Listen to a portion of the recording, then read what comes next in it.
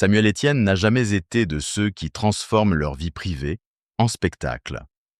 Plus il se taisait, plus le public voulait comprendre l'homme derrière le journaliste posé, précis, presque impénétrable. À l'antenne, il incarnait la maîtrise. Mais loin des caméras, Samuel avançait avec une sensibilité discrète, profonde. Et à 55 ans, il a fini par admettre ce que beaucoup pressentaient déjà. Dans sa vie, rien ne compte davantage que sa famille. Pendant longtemps, Samuel Etienne a semblé incarner une forme rare de télévision.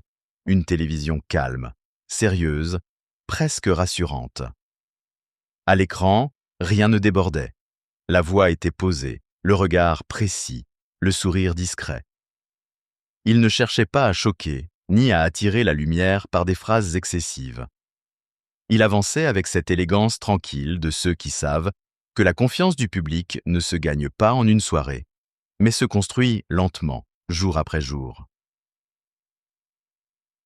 Dans un univers médiatique souvent bruyant, Samuel donnait l'impression d'être un homme de mesure, un journaliste qui écoutait avant de répondre, un visage familier que les téléspectateurs retrouvaient comme on retrouve un repère. Peut-être est-ce pour cela que beaucoup l'ont considéré comme l'un des derniers hommes vraiment courtois de la télévision française.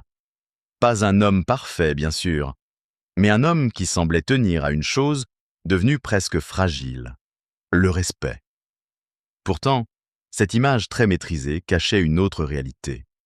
Derrière le professionnel impeccable, il y avait un homme beaucoup plus sensible que le public ne l'imaginait. Samuel Etienne n'a jamais vraiment aimé étaler sa vie privée. Il ne s'est jamais servi de son couple, de ses enfants ou de ses émotions comme d'un décor de communication. Et plus il protégeait son intimité, plus elle devenait mystérieuse. Qui était-il, une fois les caméras éteintes? Était-il aussi froid qu'il pouvait parfois en avoir l'air? Aussi rationnel? Aussi solide? Ceux qui l'ont approché racontent une autre histoire. En coulisses, Samuel serait bien plus drôle, plus tendre, plus spontané que son image télévisuelle ne le laisse croire. Il aimerait l'autodérision, les petites blagues inattendues, ces instants légers où la pression retombe enfin. Il serait capable de faire rire toute une équipe, simplement parce qu'il n'a jamais totalement confondu sérieux et rigidité. Voilà le paradoxe Samuel Etienne, un homme public très contrôlé, mais un homme intime, profondément humain. Sa carrière, elle, n'a pas été seulement une succession de réussites tranquilles. La télévision donne beaucoup, la reconnaissance, l'utilité, le lien avec les autres. Mais elle demande aussi énormément. Il faut être prêt, précis, disponible. Il faut tenir quand on doute, sourire quand on fatigue, rester digne quand le regard du public devient lourd. Samuel a connu cette pression. Il a connu l'exigence d'un métier où l'on est observé, commenté, attendu. Et peut-être a-t-il compris, avant beaucoup d'autres, que la notoriété ne protège pas de la solitude. Car c'est là que son histoire devient plus touchante. Derrière le journaliste respecté, il y avait un homme qui cherchait autre chose qu'une belle carrière. Il cherchait une place, un foyer, une présence capable de l'apaiser quand le bruit du monde devenait trop fort. Il n'avait pas seulement besoin d'être reconnu par le public, il avait besoin d'être attendu quelque part. Et c'est précisément cette part de lui que les années ont fini par révéler. À 55 ans, Samuel Etienne n'a pas simplement reconnu son amour pour sa famille. Il a laissé apparaître une vérité plus profonde. Tout ce qu'il avait construit n'avait de sens que parce qu'il pouvait, le soir venu, rentrer vers les siens. La télévision avait fait de lui un visage connu, mais la famille, elle, avait fait de lui un homme complet. Pour comprendre Samuel Etienne, il faut revenir avant les grandes annonces, avant les rumeurs, avant cette image de père protecteur qui émeut aujourd'hui son public. Il faut revenir à une période plus silencieuse, celle où l'homme avançait dans sa carrière avec sérieux, mais portait en lui une question intime. À quoi sert de réussir si personne ne partage vraiment votre vie? Cette question, il ne l'a pas toujours dite. Pourtant, elle semble accompagner une grande partie de son parcours. Samuel Etienne a déjà confié avoir mis beaucoup de temps à trouver celle qu'il considérait comme sa véritable moitié. Il ne cherchait pas simplement une histoire d'amour passagère. Il cherchait une compagne, une partenaire, une femme avec qui construire. Et plus profondément encore, il cherchait la future mère de ses enfants. Chez lui, le rêve de famille n'était pas un détail placé après la carrière. C'était une aspiration ancienne, presque essentielle. Il voulait un amour qui dure, un foyer qui protège, une vie où les joies simples auraient plus de poids que les applaudissements. Mais l'amour ne vient pas toujours quand on l'attend. Il arrive même parfois après des années de doute, quand on commence à croire que certaines choses sont faites pour les autres. Samuel a traversé cette attente. Il a connu cette fatigue intérieure de ceux qui continuent d'avancer, tout en se demandant s'ils ne sont pas en train de renoncer à une part importante d'eux-mêmes. La réussite professionnelle était là, bien réelle, mais une carrière, aussi belle soit-elle, ne remplace pas une main que l'on serre en silence. Puis Hélène est entrée dans sa vie. Elle était alors stagiaire à France Télévisions. Une rencontre de couloir, presque ordinaire en apparence. Et pourtant, quelque chose se joue. Samuel tombe amoureux très vite, presque dès le premier regard. Lui que l'on imagine prudent, réfléchi, maître de ses émotions, se laisse emporter par une évidence. Comme si, après avoir attendu si longtemps, il reconnaissait enfin ce qu'il avait toujours cherché. Il va même jusqu'à la demander en mariage très tôt. Trop tôt peut-être. Hélène refuse. Non par manque d'amour, mais parce qu'elle veut du temps. Elle veut que leur histoire se confirme, qu'elle ne soit pas seulement portée par l'élan du début. Et ce refus aurait pu devenir une blessure. Il devient au contraire une preuve. Samuel reste. Il attend. Il accepte que l'amour ne se commande pas, qu'il ne se précipite pas, qu'il se construit dans la patience autant que dans la passion. Quelques années plus tard, l'histoire prend un tournant presque romanesque. Après avoir vécu ensemble, c'est Hélène qui demande Samuel en mariage. Les rôles s'inversent. Et cette anecdote, si tendre, si inattendue, a beaucoup touché le public français. Elle révélait un couple loin des clichés. Un couple où l'amour savait attendre son moment, où la tendresse pouvait aussi avoir de l'humour. Hélène Roth-Etienne, discrète et déterminée, a elle aussi un parcours singulier. Formée dans une école de commerce, passée par la communication, elle s'est ensuite tournée vers la création horlogère haut de gamme. Elle n'a jamais cherché à voler la lumière. Pourtant, dans la vie de Samuel, son influence est immense. Il l'a souvent présenté comme son point d'équilibre. Et ce mot dit presque tout. Un point d'équilibre, c'est celle qui vous ramène à l'essentiel. Celle qui vous empêche de tomber quand le monde devient trop lourd. Avec Hélène, Samuel n'a pas seulement trouvé l'amour. Il a trouvé un refuge, une maison intérieure, le début de cette vie familiale qui, des années plus tard, deviendrait sa plus grande vérité. Il y a des carrières qui se construisent dans le bruit. Celle de Samuel Etienne, elle, s'est imposée dans la durée. Pas par le scandale, pas par la provocation, pas par cette volonté de tout montrer, tout commenter, tout transformer en événement. Samuel a grandi dans le regard du public avec une autre méthode, la constance. Il était là, présent, fiable, précis. Et dans un paysage médiatique où les visages changent vite, où les opinions s'entrechoquent, où l'émotion devient parfois un spectacle, cette stabilité avait quelque chose de précieux. Sur France Télévisions, il a incarné un journalisme à l'ancienne, mais jamais poussiéreux. Un journalisme qui prend le temps de poser les faits, de respecter les personnes, de garder une distance juste. Sa force n'était pas d'occuper tout l'espace. Sa force était de laisser respirer l'information. Il parlait sans écraser. Il interrogeait sans humilier. Il regardait sans juger trop vite.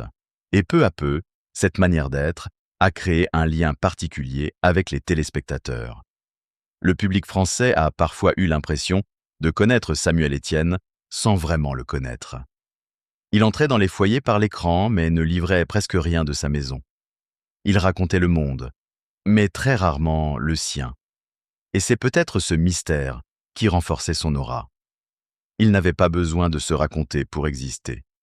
Il existait par son travail, par sa présence, par cette impression étrange qu'il serait toujours là au bon moment avec les bons mots, ou au moins avec le bon silence. À mesure que les années passaient, Samuel est devenu davantage qu'un présentateur. Il est devenu une figure de confiance. Pour certains, il représentait une télévision plus digne. Pour d'autres, un visage rassurant dans une époque agitée. On l'a même surnommé, avec affection, comme l'un des derniers hommes vraiment corrects du petit écran. Cette formule pouvait sembler excessive, presque nostalgique. Mais elle disait une chose simple. Samuel inspirait le respect. Puis est venue une transition que peu auraient imaginée. Alors que beaucoup de journalistes de télévision regardaient les plateformes numériques avec méfiance, Samuel Etienne a osé franchir le pas. Twitch aurait pu sembler loin de son univers, trop rapide, trop jeune, trop imprévisible. Et pourtant, c'est là qu'il a trouvé une autre forme de proximité. Chaque matin, en direct, il retrouvait une communauté qui ne cherchait pas seulement un résumé de l'actualité, mais une présence humaine. Ce passage vers Twitch a surpris, puis impressionné. Car Samuel n'a pas abandonné ce qui faisait sa crédibilité. Il n'a pas essayé de devenir quelqu'un d'autre pour plaire à une génération plus jeune. Il est resté lui-même, mais dans un décor nouveau, plus direct, plus vivant, plus fragile aussi. Là, le public voyait davantage ses hésitations, son humour, ses réactions spontanées. Le journaliste sérieux révélait peu à peu l'homme derrière le professionnel. Et ce fut peut-être son véritable âge d'or. Non pas seulement parce qu'il avait du succès, mais parce qu'il réussissait une chose rare, passer d'un monde à l'autre sans perdre son âme. De la télévision traditionnelle à la plateforme numérique, il gardait la même exigence, le même respect, le même désir de créer du lien. Krölt. À une époque où tant de figures médiatiques se transforment pour survivre, Samuel, lui, semblait simplement s'ouvrir. Mais cette lumière nouvelle avait aussi son revers. Plus le public se rapprochait, plus la frontière entre l'homme public et l'homme privé devenait fragile. Les spectateurs ne voulaient plus seulement l'écouter. Ils voulaient comprendre ce qu'il vivait. Ils guettaient ses absences, ses silences, ses changements d'humeur. Et dans ce lien plus intime, plus immédiat, une question commençait à grandir. Que cachait vraiment Samuel Etienne derrière cette douceur retrouvée? Derrière les réussites les plus solides, il y a parfois des failles invisibles. Des failles que personne ne remarque au début, parce que l'image publique reste intacte. Samuel Etienne continuait de sourire, de présenter, de commenter l'actualité, de répondre au public avec cette politesse qui semblait ne jamais le quitter. Pourtant, à mesure que sa présence médiatique grandissait, une fatigue plus profonde commençait à se dessiner. La télévision avait fait de lui un homme respecté, mais elle l'avait aussi exposé à une pression constante, presque silencieuse. Car être un visage connu, ce n'est pas seulement être reconnu dans la rue, c'est être attendu, être jugé, être analysé dans ses mots, dans ses gestes, dans ses absences. Le public voit l'émission, mais il ne voit pas toujours les nuits courtes, les dossiers préparés, les tensions en coulisses, les exigences de perfection. Il ne voit pas ce moment où l'on rentre chez soi avec le bruit du plateau encore dans la tête. Il ne voit pas l'homme qui retire son micro, quitte la lumière et se demande s'il aura encore assez d'énergie pour être pleinement présent auprès des siens. Samuel a connu ce poids. Il a même traversé une période de véritable épuisement. Un épuisement sérieux, profond, de ceux qui ne se règlent pas avec quelques jours de repos ou une phrase rassurante. Quand le corps ralentit, quand l'esprit n'arrive plus à suivre, quand la passion du métier se mélange à la fatigue, quelque chose se fissure. Et pour un homme aussi attaché au contrôle, admettre cette fragilité n'a pas dû être simple. Comment dire que l'on vacille quand toute une carrière s'est construite sur l'idée de tenir debout? C'est dans ce contexte que Twitch a pris une importance particulière. Pour beaucoup, cette plateforme était une surprise dans son parcours. Pour lui, elle est devenue presque une respiration. En direct, chaque matin, il retrouvait une relation moins verticale, plus immédiate, plus chaleureuse. Il ne parlait plus seulement à des téléspectateurs anonymes. Il échangeait avec une communauté. Il lisait des messages, riait, improvisait, se trompait parfois, recommençait. Et cette imperfection-là avait quelque chose de libérateur. Mais plus Samuel se montrait proche, plus les regards devenaient attentifs. Les internautes remarquaient tout. Un retard, une absence, une phrase plus émotive, un changement de rythme. Peu à peu, des rumeurs ont commencé à circuler. Certains pensaient qu'il allait quitter définitivement la télévision pour devenir streamer à plein temps. D'autres imaginaient qu'il préparait un changement de vie plus radical. Et lorsque, en 2025, Samuel a semblé réduire certaines apparitions et passer davantage de temps chez lui, les hypothèses se sont multipliées. La plus insistante concernait sa famille. Des voix murmuraient que Samuel Etienne et Hélène préparaient peut-être l'arrivée d'un nouvel enfant. Rien n'était confirmé, rien n'était montré. Et justement, ce silence alimentait toutes les suppositions.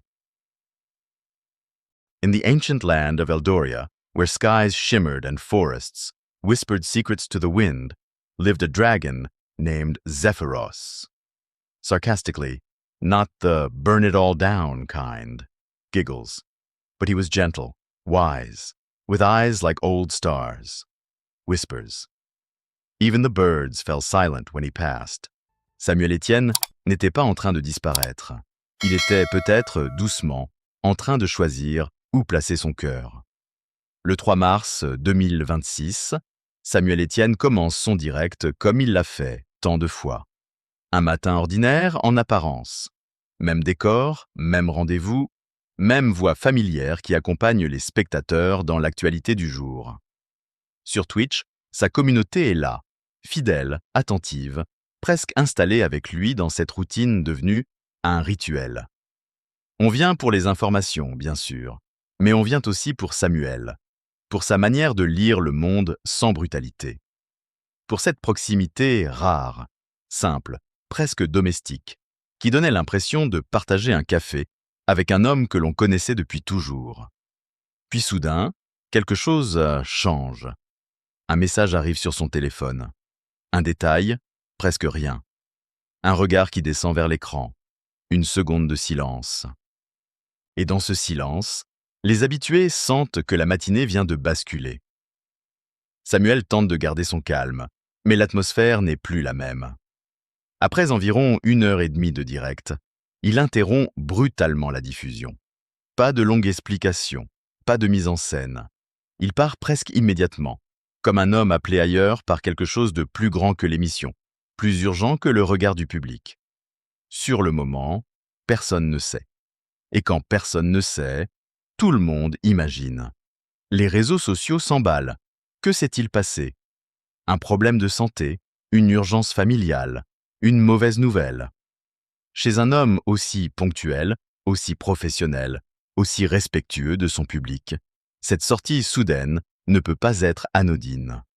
Les commentaires se multiplient, les inquiétudes aussi. Certains cherchent des indices dans son visage. D'autres relisent les dernières minutes du direct, comme si un geste, une expression, une respiration pouvaient révéler la vérité. Ce moment dit beaucoup de la relation entre Samuel et ceux qui le suivent. Il ne s'agissait plus seulement d'un journaliste interrompant une émission. C'était presque comme si un proche avait quitté la pièce sans prévenir. Le public Habitué à sa présence quotidienne, s'est inquiété avec une sincérité réelle. Et cette inquiétude révélait quelque chose de précieux. Au fil des années, Samuel avait construit plus qu'une audience. Il avait construit un lien. Mais ce lien avait aussi son paradoxe. Plus les spectateurs l'aimaient, plus ils voulaient savoir.